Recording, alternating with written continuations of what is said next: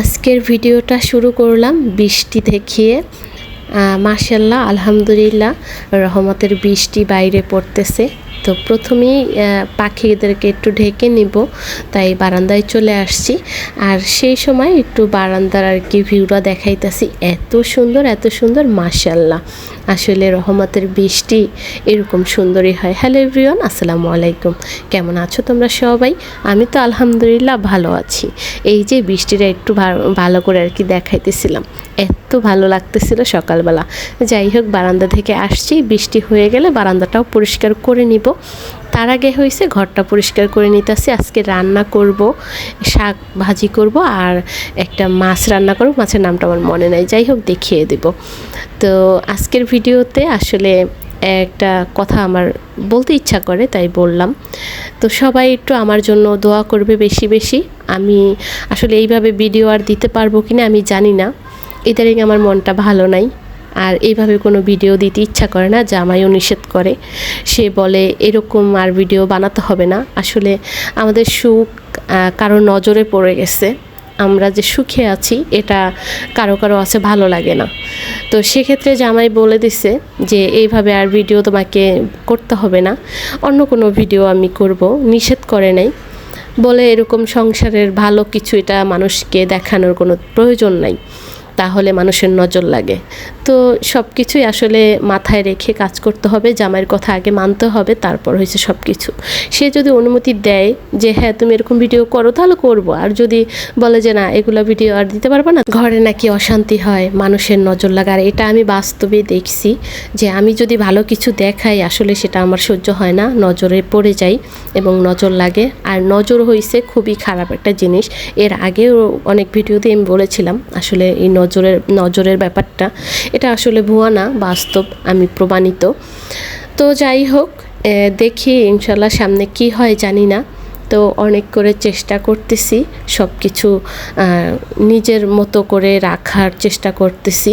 তো আল্লাহ জানে কি হয় জানি না। আসলে আমি এত সুন্দর করে বোঝায় কোনো কথা বলতে পারি না। আমি শুধু জানি ওই একটাই, আমার কিছু হলে আমি ভেবা করে কান্না করতে জানি, এছাড়া মনে হয় কিছুই জানি না। যাই হোক, ঘর দুয়ার গুছিয়ে পরিষ্কার করে তারপর রান্না করতে চলে আসছি। আপা অসুস্থ, 2-3 দিন ধরে আসে না, তো সব কাজ আমাকেই করতে হয়। আমিও নিজেও একটু অসুস্থ, বেশ কিছুদিন ধরে খুবই অসুস্থ। আসলে সেটা আর অসুস্থতা অনেকের আছে কি দেখা যায় শুয়ে বয়ে কান্না করে, সেটা দেখা যায়। অনেকের আছে শুয়ে বয়ে কান্না করতে পারে না, সেটা আসলে দেখা যায় না। এইরকম একটা ব্যাপার আমারও। আমি হয়েছে বেশি একটা শুয়ে থাকতে পারি না অসুস্থ হইলে, সেই জন্য আমার অসুস্থতা আসলে দেখা যায় না।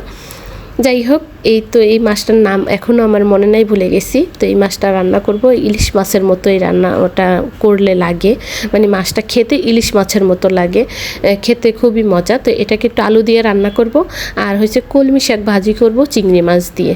আজকে আর বেশি কিছু রান্না করব না। আর কালকে আমি তো গিলা কলিজা রান্না করেছিলাম, ওই তরকারিটাও রয়ে গেছে। তার আগে হয়েছে মুরগির মাংস রান্না করেছিলাম, ওটা একটু রয়ে গেছে, বাবুর জন্য হয়ে যাবে। তো সেই জন্য আর বেশি প্যারা নিলাম না। আর শাশুড়ি মা তো আমাদের এখানেই আছে, তাকে নিয়ে হয়েছে একটু টেনশন, এটা খাবে না সেটা খাবে না, একদম বাচ্চাদের মতো আসলে করে। তো যাই হোক, কি আর করা যাবে। এই তো আলু দিয়ে এই মাছটা রান্না করে মাছের নাম আমার এখনও মনে আসে নাই।